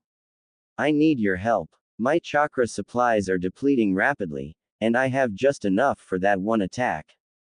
Please, get Hinata-chan and Hanabi-chan when you have the chance, and quickly run back to Konoha first. I'll try and stall for time. You and I are in no real condition to be battling, so please, trust me. Kureki hated to admit it, but that seemed like the only solution. Her leg was cured, and she was ready to go. Naruto-kun, thank you. Naruto gave her that confident grin, before charging right at Muraki, getting his attention away from the two helpless girls, and using his cage bunchins, he got them to Kureki. Hurry, Kureki-san. And as expected, the clone went, poof, disappearing due to the lack of chakra. Kureki focused immediately and sent one last gaze at the brave boy, before forming a ram seal, Shunshin no Jutsu. And in a cloud of smoke, she disappeared. Naruto sighed in relief as he witnessed their departure. Muraki too saw it and was furious. You brat, you just ruined my meat ticket back to Kumogakure. You're going down. Raiden. Kanden. Electric shock. In an instant, electricity was emitted in all directions, promptly destroying all the clones. Naruto gasped as the Kumo Nin engaged him in close combat. He too kept his cool and held his opponent off pretty well using the Tentu style. However, Due to his rapidly diminishing chakra, he knew that he wasn't going to last too long. Just then, Shinku snapped at the Kumo nin with his sharp jaws, buying Naruto some time. Back in Konohagakure, Hokage-sama, yelled Kureki with the last of her strength, as she shunshined into the Hokage's office. She wasn't surprised to see Hiashi there, as she knew they had a meeting. Sarutobi and Hiashi stood up abruptly at the sight of the two unconscious girls, with blood all over their clothes. What happened? Where is Naruto? Asked Hiashi urgently, refusing to believe what he feared had come true. He's holding them off. He told me to bring Hinata-sama and Hanabi-sama back first. Please hurry, it's Kumo's Muraki. What? Izumi. Get me Anko right now. Roared Sarutobi as he let the words sink in. Muraki Agarame, B-rank missing nin, averaging between high chunin and low junin in terms of taijutsu and ninjutsu respectively. This wasn't looking good at all. Hokage-sama, what's the matter? Anko, I need you to follow Kureki-san here. Naruto's in danger. He's fighting Muraki. Anko's eyes widened before she gritted her teeth. Hi. Kureki signaled for her to follow, and with that, they dashed out into the night. During all the ruckus, the girls have woken up and stared at their surroundings, only to find themselves pulled into a huge hug by their father. Oh, thank God you're both alright. Come, we're going to the hospital. But Chichiyo, father, where is Ni-san? Is he alright? Hinata asked timidly, whereas Hanabi began to cry. Hiashi sighed as he stared at the Hokage, before turning back to his daughters. He will be, I'm certain of it. Back with Naruto. Raiden. Shushiki. Thunder Element. Shock. Arg. Screamed Naruto as once again, he was hit by that jutsu. Things have definitely gone downhill since Kureki left. Naruto found out that the guy he was fighting had an old injury that was apparently slowing him down, and tried to exploit that weakness. However, his opponent wasn't a B-rank missing nin for nothing and had much more experience than him. All the attacks were nullified, and now, it was all Naruto could do to dodge. If the reinforcements don't arrive in 2 minutes, then I'm toast. Naruto yelped as once again, he narrowly dodged the attack. Shinku was trying his best to help, blasting fireballs every now and then to help deflect the attack, but the pure strength of the Kumo missing nin was overwhelming, even for Shinku, and he too found that his chakra was depleting. The fox had sustained a fair amount of hits as well, and he looked ready to fall any time now. Naruto knew it was now or never. He had to risk it. Shinku, grab him and make sure he stays in that place. I'm going to finish it now. And the fox leapt at the Kumo nin again. This time, however, he played smart and tripped the guy whilst biting him. Using one of his tails, he wrapped it around his neck whilst his jaws lodged themselves firmly on his arm. Naruto formed the seals, praying to God that he could get the control and power right. He was going to use that jutsu, his second ever original one. The one he had practiced all day before this dreadful event. Tori, Ryu, Ohitsuji, Tora, Uma, Usagi, Inu, Ryu. All right, come on.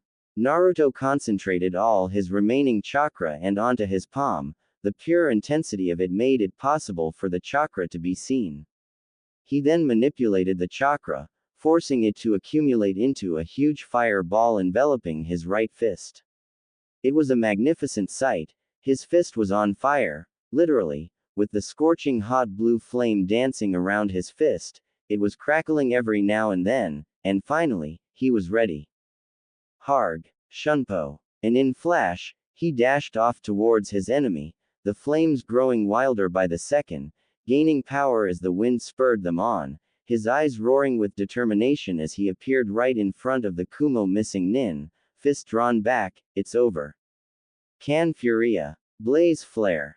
And with his final strength, he drove his fist of flame right into Muraki's chest, melting the skin surrounding it, ignoring the armor plates he wore, burning right through his body. But it wasn't over. This technique was special in the sense that it consisted of two parts. The first was to stun the opponent, where the second one was the real deal. Normally, Naruto would never use the second half of the jutsu, but now, he couldn't care less. He ignored the screams of agony coming from Muraki and firmly grasped his right arm using his left hand and focused the flames into the shape of a blade, and aiming it right at Muraki's heart, he yelled, "Haikatsu! Reject," and boom! The flame projectile smashed through the enemy's heart, blasting him away as a huge explosion took place. Naruto's arm was jerked back due to the sheer power of the explosion, and he too was sent tumbling to the ground. He had done it. There was no way Muraki could have survived it. He gasped as his eyes struggled to stay open.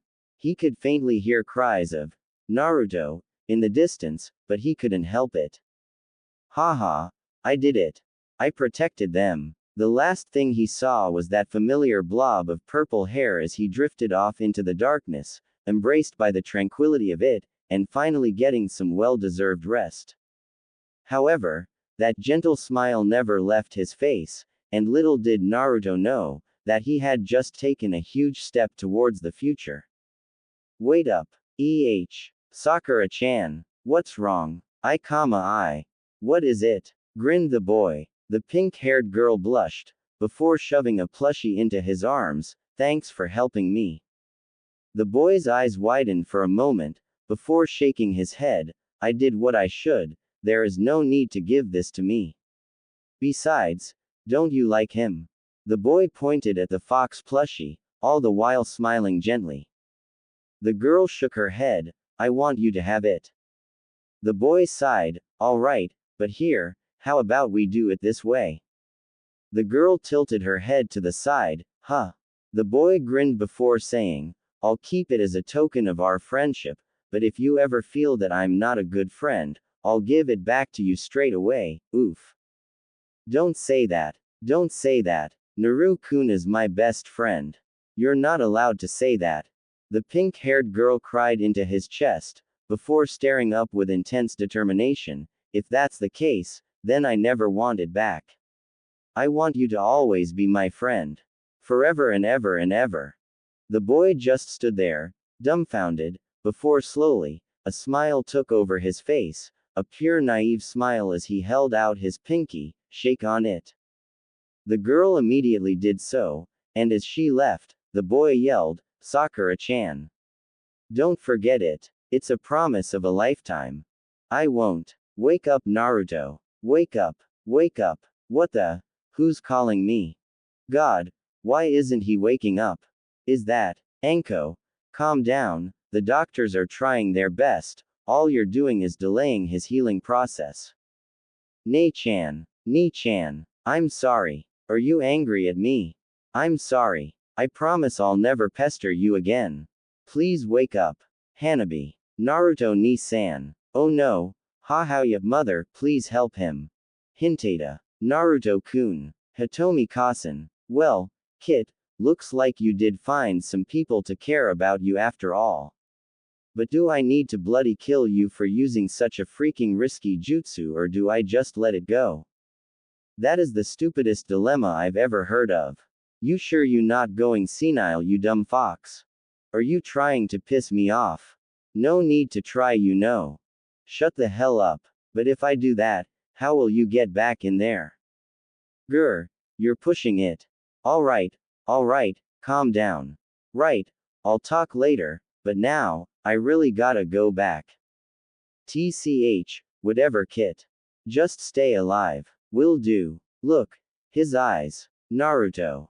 Indeed, ignoring the bright lights and the whiteness of the surroundings, he opened his eyes and started to get up. He placed his palm on his forehead, trying to sort out his memories. I remember beating that Kumo guy, and then Anko came and saved me, I reckon.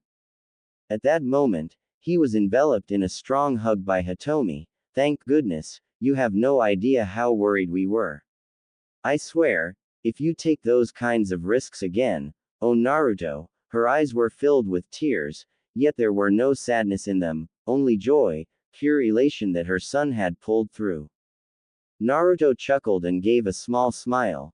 Gomen, sorry, I'll be more careful next time. He scratched his head before saying, where's Hinata-chan and Hanabi-chan? Are they okay? Just then, the door flew open and before he knew it, two soft figures were already hugging the life out of him. Ni-san. You're back. Were you angry at Hanabi? Was that why you wouldn't come back? If that's so, I'm sorry. I really am. Naruto immediately looked down, and sure enough, there she was, with her lips quivering, her eyes all teary and her expression just downright cute. He gently lifted her into his arms and hugged her back. No, Hanabi-chan, I'll never be angry at you. I was away because I had some stuff to do, but hey. I got back as quick as I can, didn't I? He grinned. Hanabi, upon seeing that famous foxy grin, couldn't help it but giggle before snuggling in Naruto's chest, happy and content that her brother was back. Hinata, on the other hand, couldn't help but sigh at Naruto's smart way of handling it. She had been trying to calm Hanabi down for the past 15 minutes, to no avail, yet here comes Naruto, in just 2 seconds, made Hanabi all happy and smiley, and for some reason, Hinata thinks it's not only because of Naruto being the cause of Hanabi's tantrum, it's just, his posture just, reassures you in a way. Hinata-chan, Gomen, I wasn't strong enough to protect. Don't say that, it was my fault. If only I had been stronger. Both of you stop this nonsense. But Kasen, no buts. Naruto-kun, you are not even a genin yet. No one expects you to be able to take down a B-rank missing nin. So don't go around thinking that you are supposed to be able to take enemies of this sort all day long. Are we clear? Hitomi gazed straight into his eyes, wanting to make sure that the message was sent across. Naruto sighed, before replying, yeah. Crystal. Hitomi shook her head and gave a sigh of exasperation before gathering all three of her children into a big hug. Bakas, you're all my little bakas. Even Hiashi couldn't help but chuckle at this statement. Indeed, Naruto was howling with laughter at the statement. Little Hanabi was jumping on the bed with glee whereas Hinata was laughing softly in her mother's hug. It was finally over. Nay, Sandame-ji-san, where's Anko Ne-chan? Ah, she is currently worrying about her little brother and is currently interrogating the Hyuga stupid enough to fight her brother. She was waiting along with us for you to wake up, however, seeing how she really needed some stress relief, I reckoned that maybe, a distraction is appropriate. Sarutobi chuckled as he remembered how much sadism Anko had shown at the mention of the words, Akisu, and interrogation. Ooh boy, you do not want to be near her this very moment. Honestly, Anko is the only woman in the village to make full use of the words, looks can kill. Akisu is probably wetting his pants this very moment just by staring at Anko. Now, Naruto-kun, I'm sad to say that I must take my leave as there are other matters that I have to discuss with Hiashi-san. I wish you a quick recovery and all the best in your training. Ah, that's right, before I forget, please, come to my office when you're discharged. That'll be all. And with that, he ruffled Naruto's blonde spiky locks gently before leaving with Hiashi. Naruto thought for a moment, before turning to Hitomi, nay, Kasen, could you do me a favor? Hitomi huffed at the question, of course. Why would I refuse you? Naruto chuckled at her, knowing that she was trying to cheer him up. Could you go to my apartment and fish out a box under my bed? There's a fox plushie and a yellow-orange scarf in it. Could you get it for me? Hitomi's eyes softened and gave a nod. Okay, just wait a while, okay? I'll be right back. Hinata and Hanabi will look after you, won't they? Hi. Two unanimous voices rang clear in his ears and he couldn't help but smile. And so, Hitomi left as well, knowing what those two items meant. Naruto sighed, and gave a yawn, fatigue getting the best of him. Hinata noticed it and quickly tucked him in, wanting him to be as comfortable as possible. And so, with a quiet, Thanks. Naruto drifted off to sleep once again. Oh heyo. How are you today? Fine, I guess. It's getting cold though. You sure you're wearing enough, Ino-chan? Yup. Mum made me very warm before coming out. Say, Naru-kun, supposedly, someone gave you a scarf. What would you say to her? The boy thought for a while, before answering, well, I would thank her very much, but then, I doubt any girl would care that much about me. The girl seemed to pout. Oh, that's what you think of me as well. No, no. I never meant you, Ino-chan. You're the most polite and kind girl I know. Definitely. Come on, forgive me. Hee hee. Oh Naru-kun, you're too fun to tease. And with that, she whipped out a wrapped box from behind her back. Tada. Come on, open it. The boy's eyes widened for a moment, before staring at the girl. For me? Yep, smiled the girl. The boy lowered his head for a moment, his lips quivering, before his head shot back up, with that same big grin on his face. Thanks. Ino-chan. Wow, a scarf. Orange too. My favorite. Now, Naru-kun, you won't be cold anymore. Well, even if you still are, just think of the times when we were together, that way, you would feel better. That's what my mum said. Ino-chan, arigato. I will. Whenever I put this on, I'll think of you. I won't forget it. It's a promise. And amidst the fun and laughter they had that day, the scarf was now the first ever precious possession the boy had. Arg, what the, oh, it's just a dream, sigh, why can't I get those memories out of my head? Naruto muttered bitterly to himself. He hated it. All these good memories just made the bad ones stand out even more. Looks like I fell asleep for 2 hours. Hanabi-chan and Hinata-chan went home already with Kasen. Oh well, at least Foxy is here. Brr, it's getting cold, and with a swift move, he wrapped the orange scarf around his neck, and cuddled the plushie to his chest. Yo kit. Feeling better? Yeah, I guess. Oh, thanks for helping me out again. Appreciate it. HMPH, you better. But then, if you die, I die. Not much of a choice. Haha, true. But it's not every day you get a 9-tailed kitsune to save you now, is it?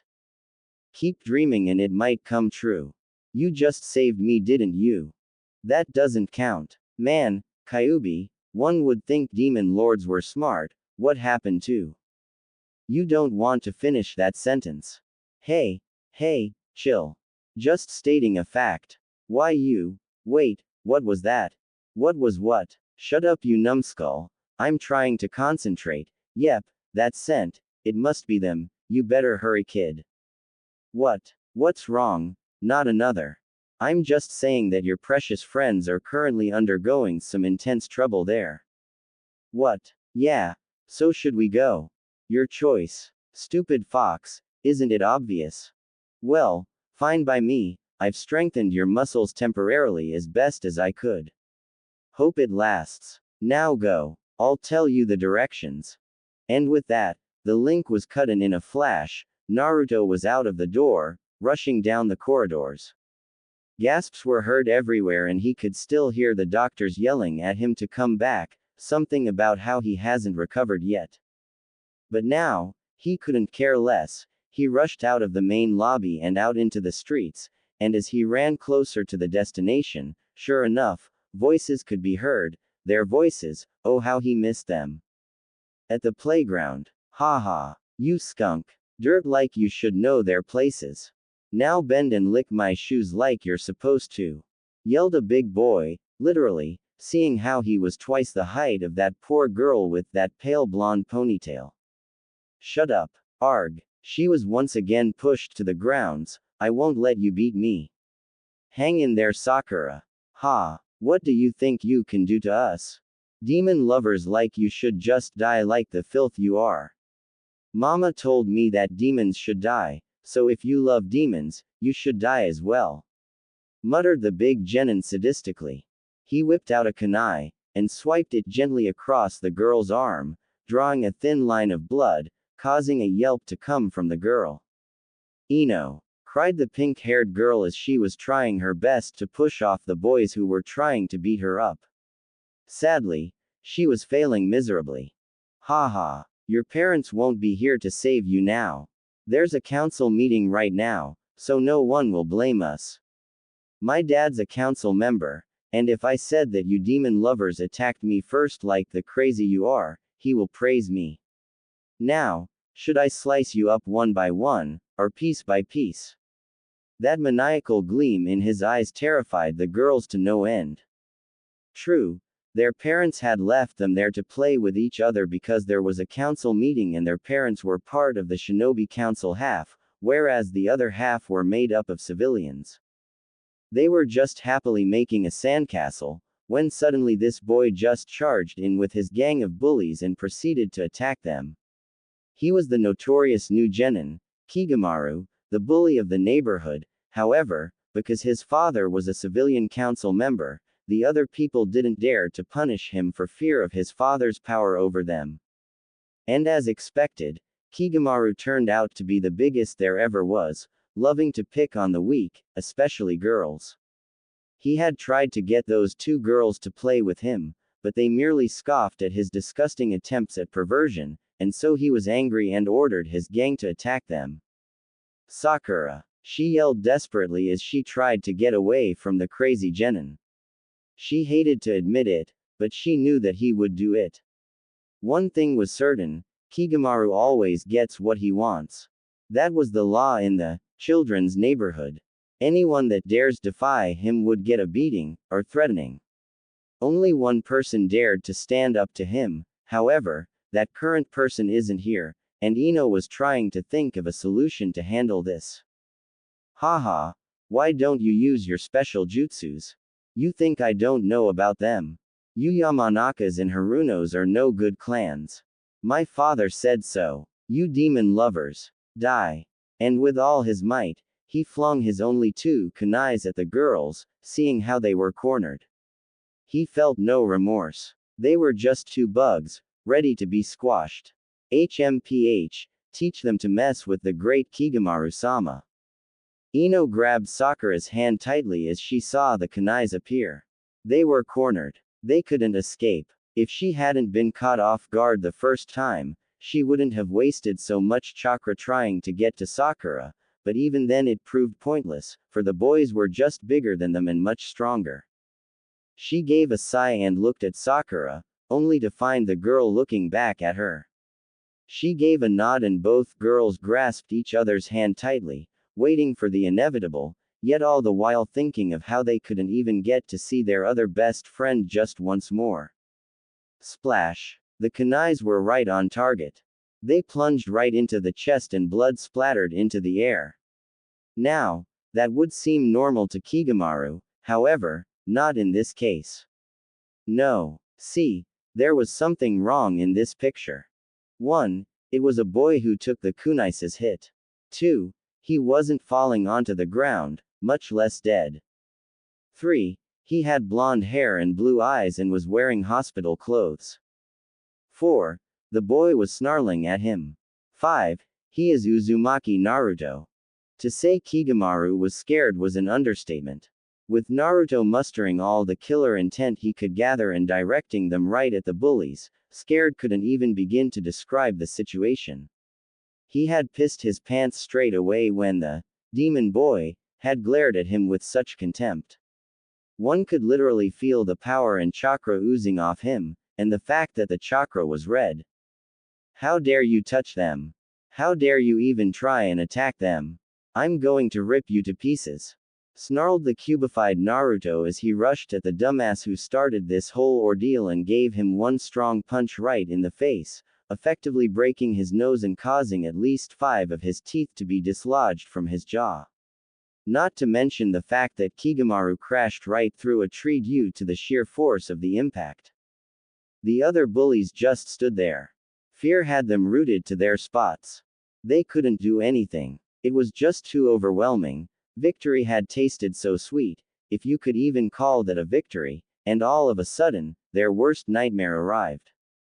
If you vermin even dare so much as touch them once again, I swear I'll make you regret it. Growled Naruto as he pointed to Kigamaru. Now get that guy out of here and out of my sight, or else. Did they need to be told a second time? No, they don't. So what did they do? They did the smart thing and rushed Kigamaru to the hospital, all of them trembling all the way and tripping over the roads and stuff. The chakra slowly died down, and accompanying Naruto's rapid panting, two simultaneous gasps were heard. Naruto slowly pulled out the kunais in his chest and for once, thanked the gods for having Kyuubi within him. He didn't dare turn around. He didn't want to see the looks on their faces. It was too painful. He took a step forward, but couldn't help but fall as the strength left his body. See, here was a perfect example where he totally forgot how he just fought a B-rank missing nin plus a Hyuga traitor and is suffering from multiple injuries. No, I can't face them. Yet even so, he couldn't help but turn his face slightly as he felt two pairs of arms hugging him to them tightly, never wanting to let go. Naru-kun. Naruto-kun. He could see so clearly, the tears in their eyes, the sorrow and joy deep within them. He owed them so much. I'm sorry, I'm so sorry, was all Naruto would say as he once again felt that familiar fatigue catch up to his body. Shish, you're going to be alright. Yeah, come on, you promised us you'd be fine. At those words, his heart was torn even further as he remembered how he had did the exact opposite of what he promised. He couldn't help himself, as much as he told himself that he was not to involve himself with his two best friends, as much as he reminded himself that as long as he was with them, they would get hurt, he couldn't help it.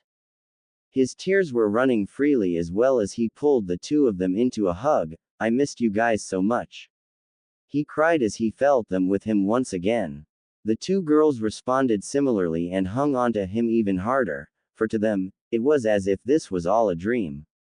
Never would they have thought that Naruto would speak with them again, much less save them. I'm so sorry for not being there. I'm sorry. Naruto couldn't stand it any longer. Never had he felt so negative in life before, but now, as he looked over his best friend's injuries, he hated himself for what he did before. He knew that no amount of apologies could possibly heal the wounds in the girl's heart. Ino bit her lips before she ran her fingers through his soft blonde locks and bending her head, she whispered ever so gently into his left ear, "Don't worry, it wasn't your fault, as long as you're here, with us, like you promised, I don't care anymore." Sakura grabbed his hand and caught his gaze. "The past doesn't matter, you kept your promise all along, I knew you would come for us, I never doubted you Naruto-kun."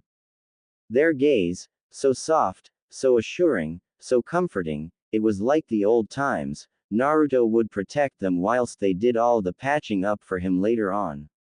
And so, with one last grin, he finally lost consciousness, giving in to the fatigue that's been plaguing him for way too long. Yet the girls heard it clearly, and their hearts soared as he whispered the words, "I'm here to stay, never to leave again. I swear Naru-chan, if there's one person that can get himself sent to the hospital twice within such a short period of time." Okay, I get the picture. Can we go now? Mumbled a pouting Naruto as Anko came to fetch him. Apparently, Sakura and Ino's mums came and after seeing him in such a condition, sent him to the hospital immediately. And so, he had to stay for another 3 days. Hitomi was absolutely furious. She too, like Anko, could not believe what a knucklehead Naruto was. Can't you just stop your hero act for 1 minute and just rest? How many times must I tell you that? Blah, blah, blah. And so on. Naruto was pretty much fighting to stay awake due to her extremely boring and obvious speech, and he had been stupid enough to comment on it, which had led to another lecturing of why he did not do as she said. Yeah, mothers are scary. Ino and Sakura came to visit him and were overjoyed to see him all healthy. Ino's mother, Yukiko came with them and thanked him for saving her daughter. It was quite a new experience for Naruto, receiving thanks from someone else. Well, from someone he didn't know more like. She had been very polite and apologized for Sakura's mother's absence, Nayuki, and explained that Nayuki had a meeting she needed to attend. Naruto had given his famous foxy grin and accepted the thanks humbly, before motioning to Ino and Sakura. He sighed and apologized once again, for his stupid actions before, yet he stopped when he found that both girls were hugging him tightly, shaking gently as they sobbed, calling him a baka for being a loner. Yeah, Naruto felt really weird at that part, but then, Yukiko had comforted all three of them and after some chatting, they left, leaving the flowers back in his hospital room. Ever since that day, Anko had teased him non-stop about how he had acquired two girlfriends. He had no idea what that meant and had even laughed at Anko for stating such an obvious fact. Of course they're my girlfriends. What are you on about? They are my friends and they are girls. Man, Anko, I know I'm ignorant but come on, that is too easy. And Anko had merely stared at him, gaping at his stupidity, or ignorance, depending on which way you look at it. At first, she thought he was joking, but then, she realized that he really thought that the term, girlfriend, was meant that way, and even though in a way, it was true literally, she had then given him a very thorough explanation on the relationships between a boy and a girl and how a girl can then come to be known as the boy's girlfriend. Needless to say, poor Naruto had to answer certain questions posted by one blonde and one pink-haired girl who were very intent on asking why he was blushing every time they looked at him. Sigh, that was downright embarrassing, and to think I was stuttering all along. And so, here he was, finally ready to be discharged. Anko was told to bring him directly to the Hokage, and she did, but not before teasing him first. He gritted his teeth, trying to stop himself from snarling at his annoying, Nei-san, in front of the Hokage. But then, seeing the amused look on the Hokage wasn't much better either. Geez. Well, Naruto-kun, I do believe you are very intent on becoming Hokage in the future, but still, I'm sure there was no need to, Sarutobi began, smirking as he said that. Ah, okay, I get the picture, mumbled Naruto grumpily. It wasn't nice being teased, Uzumaki Naruto. Sarutobi's whole attitude changed. Naruto immediately stood at attention, knowing that this was where the Hokage transforms into his business mode. Hi. Due to your assist in capturing a C-rank Hyuga traitor and defeating a B-rank Kumo missing nin on your own, I hereby provide you with this scroll, and the bounty on the both of them. Here, it's yours to keep. Naruto raised an eyebrow. Okay, I'm not going crazy, right? He's just gonna give me a scroll, and some pocket money. Geez, thanks, not. Apparently, Sarutobi saw his look and chuckled. Naruto-kun, I suggest you look at the amount before saying anything, and the use of the scroll, I'll tell you in a minute. Naruto was still pouting as he approached the table, but when he got the check, his eyeballs nearly flew out of their sockets. Goju Go Man Ryo. 55,000 Ryo, a currency used in ancient Japan. His jaw crashed onto the floor, as he stared at that piece of paper in his hand, not believing his eyes. If not for Sarutobi's experience in hiding one's emotions, he would have burst out laughing, maybe even roll on the floor for a while, but, he was the Hokage, and he was basically an old man, and old Hokages do not act like 3-year-olds, so he merely settled for a slight chuckle as he witnessed Naruto's childish acts. Sugoi. Amazing. I have never seen so much money in my life. He was rambling now. Holy crap. I knew I was going to get some reward, but this, am I fainting? What he didn't know was, a certain 9-tailed fox was currently roaring with laughter inside his body. He suddenly stopped and thought for a moment, before looking at the Hokage. Nay, Oji-san, Kareki-san wa daijobu. Is Kareki okay? His face suddenly filled with concern. Sarutobi gave a gentle smile. Don't worry, she's fine. She is currently resting back at the Hyuga Manor. Why the sudden question? Naruto then sighed, before looking at Sarutobi. Nay, this money is mine now, right? Meaning I can do whatever I want now, Sarutobi gave a nod, wondering why on earth he was asking this question. Naruto quickly pocketed the check, making sure it's safe, before turning back to the Hokage. Well, what does this scroll do? Ah, right. Now, Naruto-kun, this is a special scroll. You see, only those who have done the village great honors can possess this scroll. It allows the holder one personal request from the Hokage, and the Hokage would have to do her best to help. Of course, it can't be something ridiculous or beyond the power of a Hokage. To put it simply, think of it as a way of proving that I owe you a big favor. Naruto blinked, he rubbed his ears then blinked again. You owe me a favor. Sarutobi chuckled at his naive acts. Ah, the boy still has much to learn. He ruffled Naruto's hair gently. Come now, surely you didn't expect me to take it for granted that a 9-year-old should be able to take on a B and C rank missing nin. Treat this scroll with respect if you think it is valuable. Come now, are there any other questions? Naruto jolted out of his shock, and was just about to ask a question when the door was flung open, and in came the fattest woman, if you can call her a woman, Naruto has ever seen. And she had makeup on her face, too much of it, it took all Naruto had to not puke right there. The perfume she had on equates to the smell of a skunk, that say anything about her fashion sense. Hokage-sama, I demand that you punish that atrocious brat for touching my baby boy. This is outrageous. Look at him, look at his face. His future is ruined, she yelled whilst tears ran down her face, more like giant waterfalls. Naruto peered behind her back, only to find a mummified Kigamaru. Apparently, her mother deemed it necessary to bandage, yeah.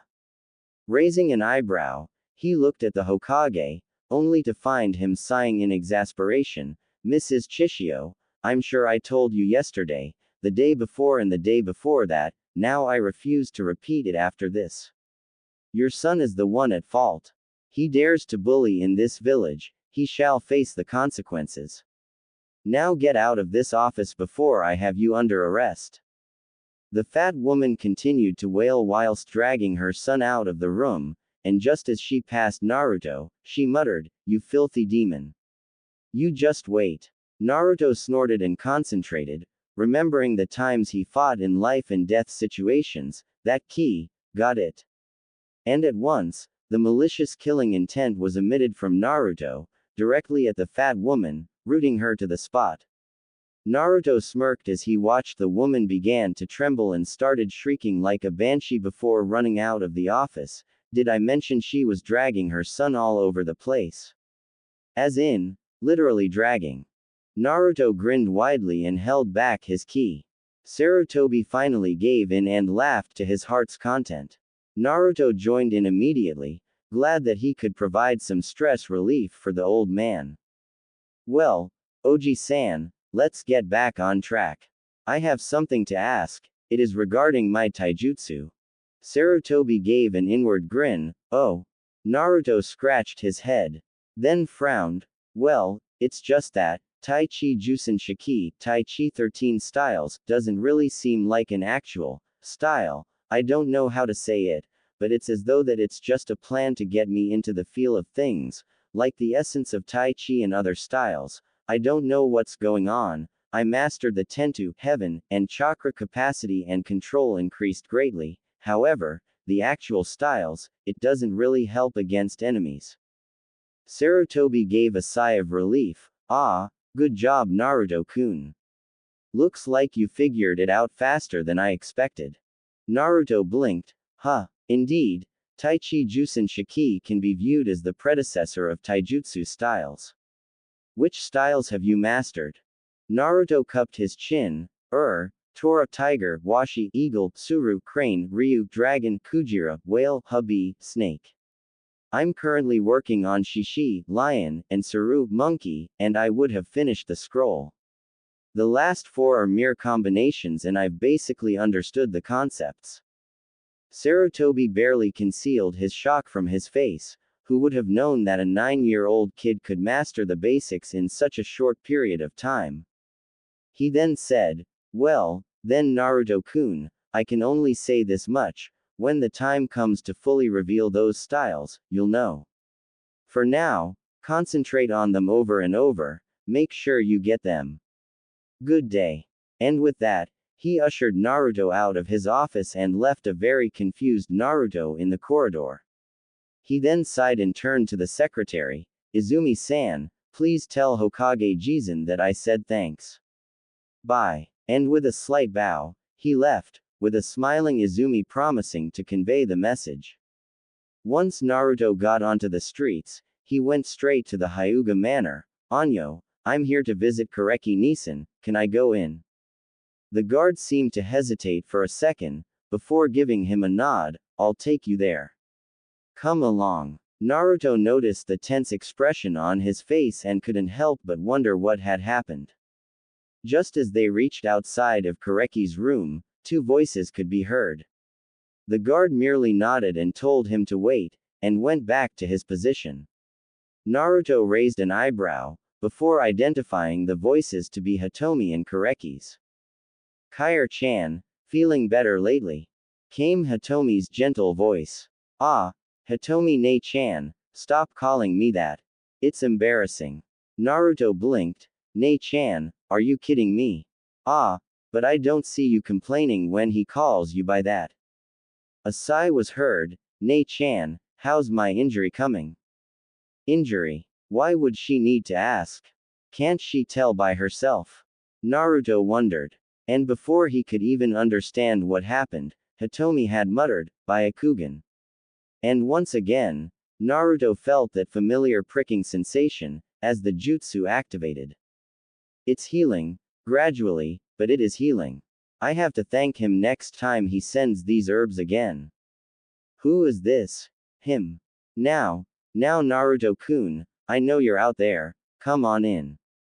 Naruto gave a small yelp, and entered the room. He grinned awkwardly as he took a seat and immediately said, I wasn't eavesdropping, I just happened to come here to visit Kareki-ne-san, and the guard told me to wait out here. Kareki chuckled. Don't worry Naruto-kun, we're not blaming you. Naruto scratched his head. Not to be rude or anything, but are you really sisters? Hitomi giggled at his expression and nodded, yes we are. I'm older than her by 8 years. Naruto's eyes nearly flew out of his sockets. 8 years. Whoa. Kareki saw that and laughed. Yeah, it's a big difference isn't it? But back in those days, it wasn't that big a deal. Anyway, Naruto-kun, what are you here for? Naruto quickly took out his check and placed it in front of Kareki, and grinned, well, I wanted to thank you for protecting me that night. So I figured that you should have this. Kareki tilted her head, and Naruto suddenly had flashes of a certain female in his memories. He frowned, wondering where on earth that came from. Kareki took the check and smiled warmly before motioning for Naruto to come forward. She pulled him in for a gentle embrace and kissed his forehead. Arigato, Naruto-kun. But I shall not keep this money. No, wait just a moment. I heard from Hokage-sama that you've been studying Tai Chi Jusen Shiki. So how is it going? Naruto repeated what he said to Sarutobi and at the end of it, to say Kareki was shocked was an understatement. Even Hitomi looked amazed. Naruto-kun, do you have any idea how long it normally takes to just learn one style? Naruto scratched his head. 2 days. Kareki rolled her eyes. Try 500 times that. Naruto laughed. Well, I use Kage Bunshin no Jutsu to help me, so no worries. Kage Bunshin. Where did you learn this jutsu? Oh, Sandaime Jizen gave me a scroll on it, said it was perfect for me. Kureki seemed to think for a while, before looking at Hitomi. "Nei-chan, looks like I can finally start my job once again." Hitomi immediately frowned. "No. You're still injured. Your chakra system can cut short your lifespan if more accidents like last time occur. I will not allow it." It was incredible. Mistress of the Hyuga clan was pouting. Kureki chuckled lightly. Before kneeling in front of Naruto, and closing her eyes, she whispered, "Naruto, do you accept me?"